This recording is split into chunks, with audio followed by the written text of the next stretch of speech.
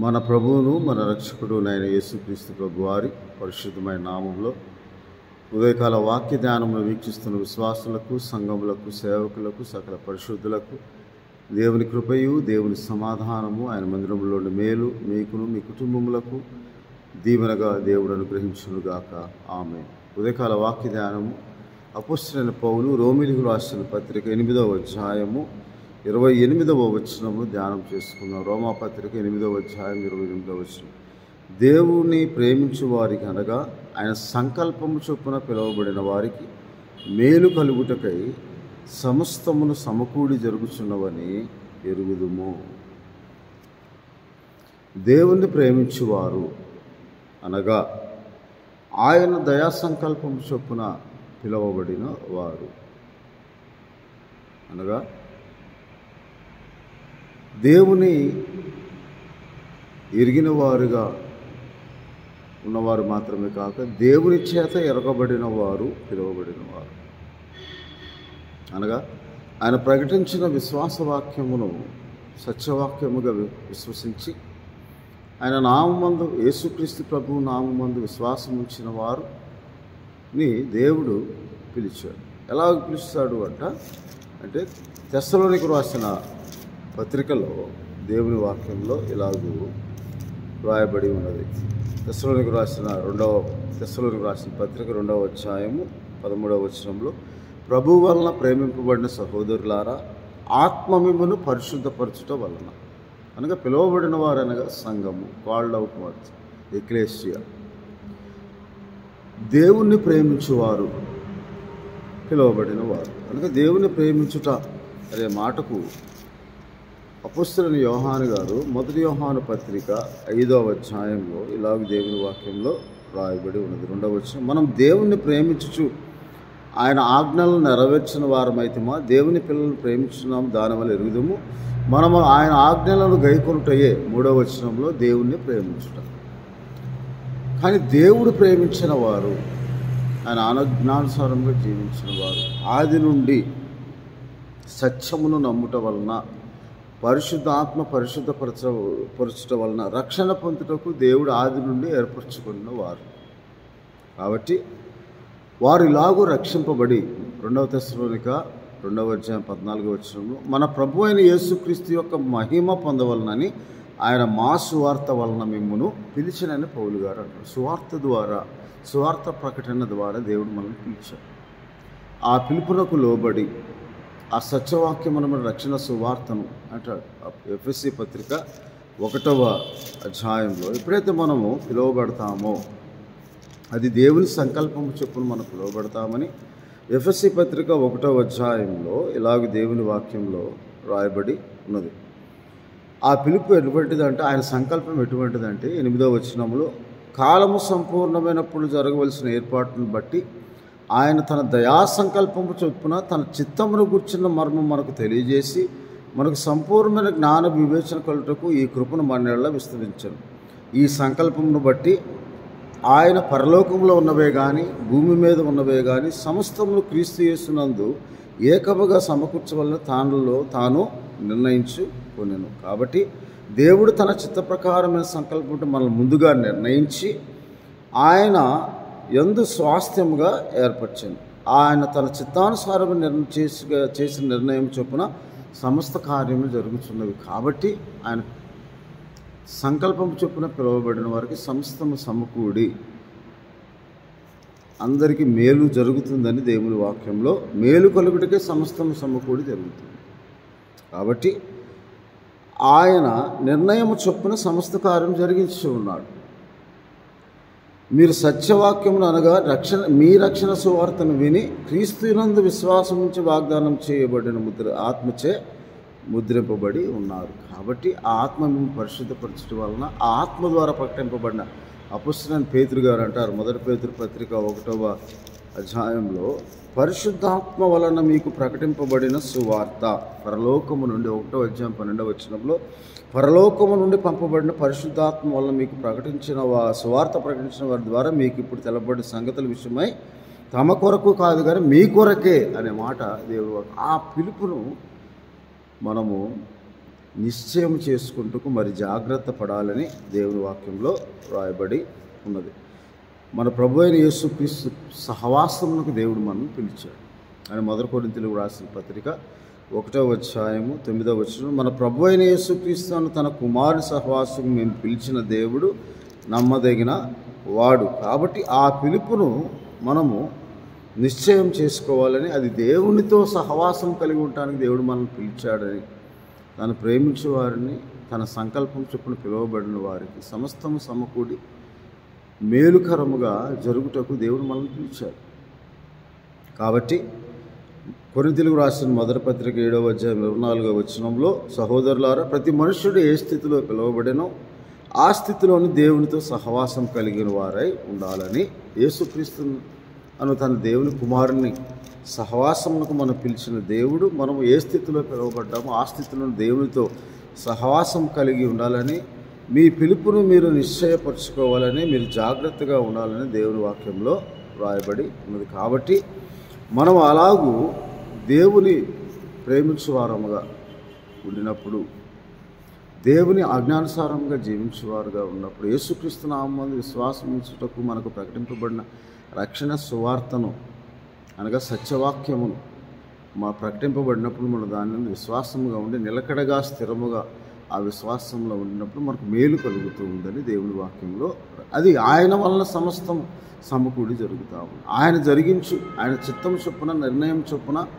ఆయన సంకల్పం చొప్పున, అది దయా సంకల్పంగా దేవుడు మన జీవితంలో మనకు మేలు కలగటానికి. అందుకే ఇర్మియా గ్రంథంలో దేవుడైన యెహోవా ఇలాగూ సెలవిస్తూ ఉన్నారు.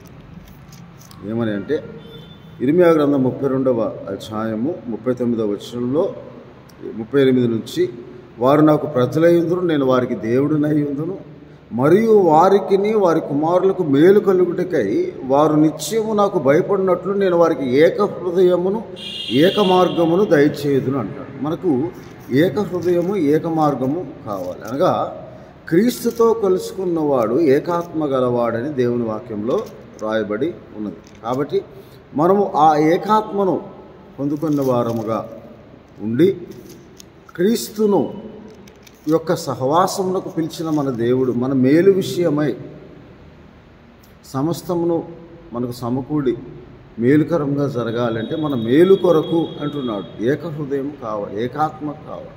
అంటే మనం దేవుని ఆత్మతో ఏకీభవించే ఆత్మ కలిగిన వారముగా ఉండాలని దేవుని వాక్యంలో రాయబడి ఉన్నది. మనం క్రీస్తుతో కలుసుకున్నవాడు ఆయనతో ఏకాత్మ గలవాడనే అని అపోస్తలుడైన పౌలు గారు పత్రికల్లో రాశాడు. అందుకే 1 కొరింథీయులకు రాసిన పత్రిక 6వ అధ్యాయము 17వ వచనములో, అటువలే ప్రభువుతో కలుసుకున్నవాడు ఆయనతో ఏకాత్మయ్యి ఉన్నాడని దేవుని వాక్యంలో రాయబడి. అందుకే అది దేవుడు కలుగజేసిన ఏక హృదయము మనము కలిగి ఉండి, నేను వారికి మేలు చేయటం, ఇర్మియా గ్రంథం 32వ అధ్యాయం 40వ వచనం, వారికి మేలు చేయటం మానకుండునట్లు నిత్యమైన నిబంధన వారితో చేయుచున్నాను, వారు నన్ను విడవకుండునట్లు వారి హృదయంలో నా యెడల భయభక్తులు పుట్టిస్తాను.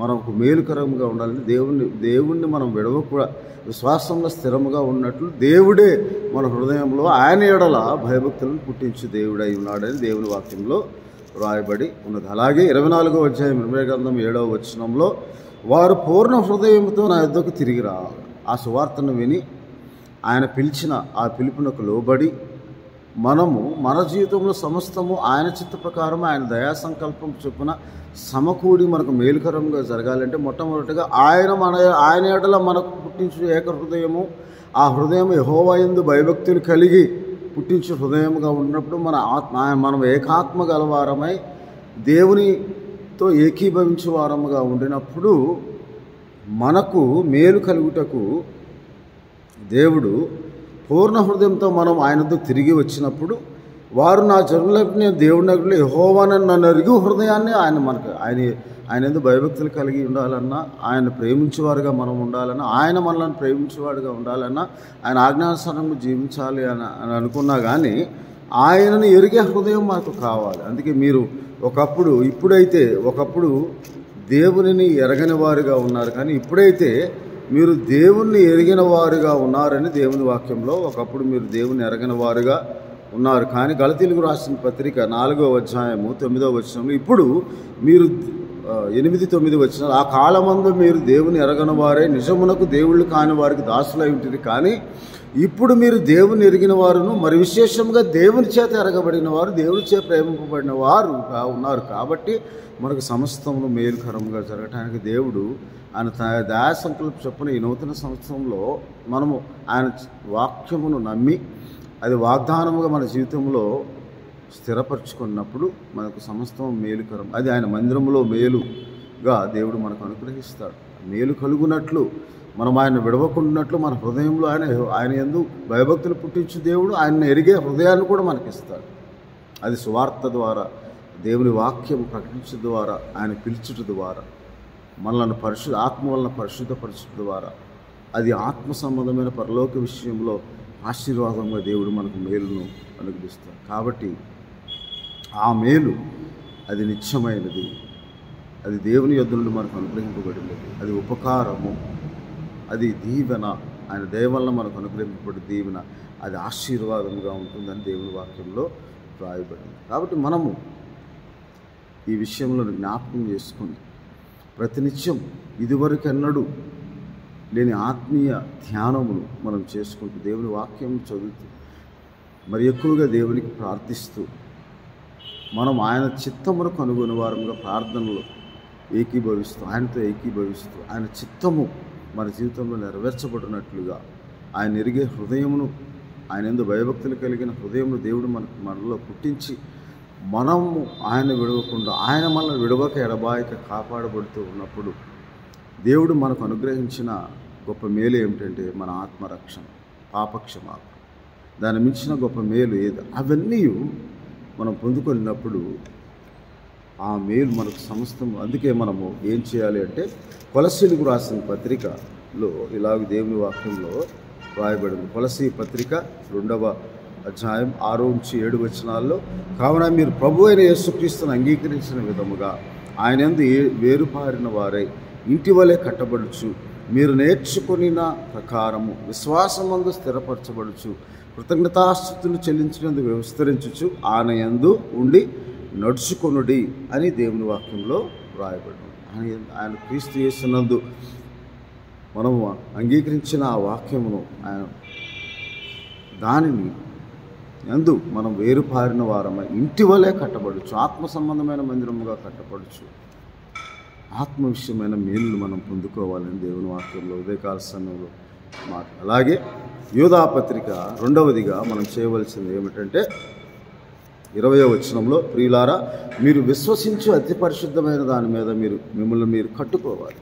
అంటే ఇంటి వలె కట్టబడచ్చు, ఆత్మ సంబంధమైన మందిరముగా కట్టబడచ్చు ఉండాలంటే మీరు విశ్వసించు అతి పరిశుద్ధమైన దాని మీద మిమ్మల్ని మీరు కట్టుకొనచ్చు, పరిశుద్ధాత్మలో ప్రార్థన చేయొచ్చు, నిత్య జీవార్థమైన మన ప్రభువు యేసుక్రీస్తు కనికరముకు కనిపెట్టచ్చు, దేవుని ప్రేమలో నిలిచినట్లు కాచుకొని ఉంటుంది. దేవుని ప్రేమించుటే ఆయన ఆజ్ఞలు గైకొంటే ఆ వాక్యానుసారంగా జీవించుటకు, మనం ఆ వాక్యం మీద ఆధారపడి జీవించుటకు, అది వాగ్దానముగా మన జీవితంలో నెరవేర్చబోటకు దేవుడు మనకు అనుగ్రహించిన ప్రతి వాగ్దానము యేసుక్రీస్తు నందు 2వ కొరింథీయులకు రాసిన పత్రిక 1వ అధ్యాయము 20వ వచనం, దేవుని వాగ్దానం ఎన్ని అయినా అవన్నీ క్రీస్తునందు అవునన్నట్టుగానే ఉన్నవి కనుక మన ద్వారా దేవునికి మహిమ కలుగుటకై అవన్నీ ఆయన వలన నిశ్చయములై ఉన్నవి. ఆమేన్. అవి నిశ్చయముగా దేవుడు నీ జీవితంలో మేలుకరంగా ఆ వాగ్దానం నెరవేరుస్తుంది. అది ఆ వాగ్దానం ఏమై ఉన్నదో మీ ప్రార్థన,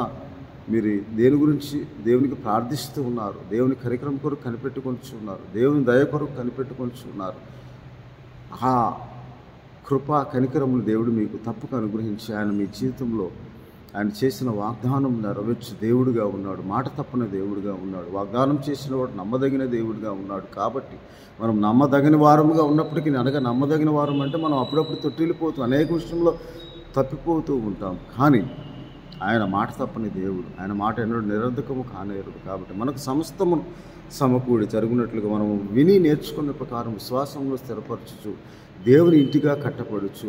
మనం విశ్వసించి అతి పరిశుద్ధమైన దాన్ని మనం కట్టుకొనొచ్చు. ఆత్మ సంబంధమైన మందిరముగా కట్టబడినప్పుడు ఆ మందిరములోని మేలు దేవుడు మీకు అనుగ్రహిస్తాడని దేవుని వాక్యంలో రాయబడి ఉంది. కాబట్టి మనం అలాగూ సమస్తము సమకూడి మనకు మేలుకరంగా జరుగునట్లు, అందుకే ద్వితీయోపదేశ కాండము మీ మేలు కొరకు 4వ అధ్యాయంలో దేవుడు ఇలాగూ సెలవిస్తూ ఉన్నారు. ద్వితీయోపదేశ కాండంలో 4వ అధ్యాయంలో యెహోవా దేవుడు ఇశ్రాయేలుకి ఇలాగ చెబుతున్న 9వ, అయితే నీవు జాగ్రత్తగా పడము, నీవు నీ కన్నులార చూచిన వాటిని మరొక ఉన్నట్లు అది నీ జీవితకాలంతో నీ హృదయంలో తొలగిపోకుండానట్లు నీ మనస్సు బహు జాగ్రత్తగా ఉండాలి. నీవు స్వస్థబుద్ధి కలిగి దేవుని సన్నిధిలో ప్రార్థించేవారుగా ఉండాలి. అందుకే మన మేలు కొరకు ఆయన ఏమంటున్నాడంటే ద్వితీయోపదేశ కాండం 10వ అధ్యాయం 12వ వచనంలో, నీ దేవుడని యెహోవాకు భయపడి ఆయన మార్గంలో నడుచుచు ఆయన ప్రేమించి నీ దేవుడని యెహోవాను పూర్ణ మనసుతోనూ పూర్ణ ఆత్మతోనూ సేవించి నీ మేలు కొరకు నేడు నేను నీకు ఆజ్ఞాపించు యెహోవా ఆజ్ఞలను కట్టడలను అనుసరించి నన్ను మాట కాక నీ దేవుడని యెహోవా మరి నిన్ను ఏమీ అడుగుచు. నానేం అడగట్లేదు, నా మాట విని నేను పిలిచిన పిలుపునకు లోబడి మీ పిలుపు విషయంలో మీరు జాగ్రత్తగా ఉండుడి. నిశ్చయం మిమ్మల్ని దేవుడు పిలిచిన ఆ పిలుపు మీరు పరిశుద్ధులుగా ఉంటకు పిలువబడిన వారుగా ఉన్నారని దేవుని వాక్యంలో దేవుని సంతోషపెట్టి వారంగా మనము ఉండాలని ఆయనకు విజ్ఞాపనలు ప్రార్థనలు కృతజ్ఞతాపూర్వకంగా విన్నపములు చెల్లిస్తూ మనము ఆయన నామం మహిమార్థంగా జీవించాలని దేవుడు అప్పుడు సమస్తమైన మేలులు మనకు దేవుడు అనుగ్రహిస్తాడు. ఆయన మందిరంలో మేలు నీవు ఆత్మ సంబంధమైన మందిరంగా కట్టబడచ్చు, దేవుని ఇంటి వలె కట్టబడచ్చు, పరిశుద్ధాత్మలో ప్రార్థన చేయొచ్చు. ఆ వాక్యానుసారంగా నీవు జీవించినప్పుడు ఆ వాక్యము నీకు మేలును, సమృద్ధిని, జీవమును, దేవుని చిత్తమును నీ జీవితంలో జరిగించి ఆయన చేసిన వాగ్దానము ఈ సంవత్సరం నెరవేర్చబోతున్నాడు. కాబట్టి మనం దేవుని కొరకు దేవుని కృప కొరకు కనిపెట్టి వారముగా ఉండి ఆయన అనుగ్రహించు మేలును పొందుకొరకు యోగ్యులుగా ఉండాలని దేవుని వాక్యంలో సమస్తము సమకూడి మీకు మేలుకరముగా జరుగునుగాక. ఆమె ప్రార్థన చేసుకున్నాం. పరిశుద్ధుడైన మహోన్నతుడైన తండ్రి మీకు స్తోత్రాలు. కృపగల దేవా, దయగల మా తండ్రి, అవును తండ్రి, సమస్తములు మీ దయా సంకల్పం చొప్పున మా జీవితంలో సమకూడి మేలుకరంగా జరుగుతుంది. ఎందుకంటే కార్యము జరిగించు దేవుడు, నీ కార్యములు మహిమా ప్రభావం గల, నీ క్రియలు గొప్పవి తండ్రి. నీ గొప్ప దేవుడు, మహోన్నతుడు, మహాపరిశుద్ధుడు, దయాదాక్షిణ పూర్ణుడు, దీర్ఘశాంతుడు, కృపా సత్యంతో నిండినవాడు. ప్రభా యేసుక్రీస్తు ప్రభుగా మీరు మాకు మేలుకరముగా సమస్తము సమకూడి జరుగునట్లుగా ఈ లోకంలో మేము జీవించినంత కాలం ఆ మేలు ప్రభు అది ఆత్మరక్షణ ఉన్నది, పాప క్షమాపణ ఉన్నది. దాని ద్వారా దేవుని రాజ్యం నీతిని వెతికి ప్రభు పరిశుద్ధాత్మ ఆనందము పొందుకొని మీ యందు ఆనందించి మేము మహింపరిచినట్లు గల కృప ప్రతి కుటుంబానికి దయచేసి మీ మందిరంలో మేలుతో వారి తృప్తిపరచమని మా ప్రభువును మా రక్షకుడైన యేసుక్రీస్తు వారి పరిశుద్ధమైన నామమున వాగ్దానం నెరవేర్పు కొరకు ప్రార్థన చేయించున్నాను తండ్రి. ఆమేన్. మా తండ్రి అయిన దేవుని ప్రేమ, ప్రభువును రక్షకుడైన యేసుక్రీస్తు వారి కృప, పరిశుద్ధాత్మని ఆదరణ, అన్యోన్య సహవాసం, ఆయన ఇచ్చిన ఈ సంవత్సరపు వాగ్దానములను మీ జీవితంలో మేలుకరంగా నెరవేర్చి మిమ్మల్ని ఆశీర్వదించును గాక. ఆమేన్. దేవుడు మిమ్మల్ని దీవించును గాక. ఆమేన్.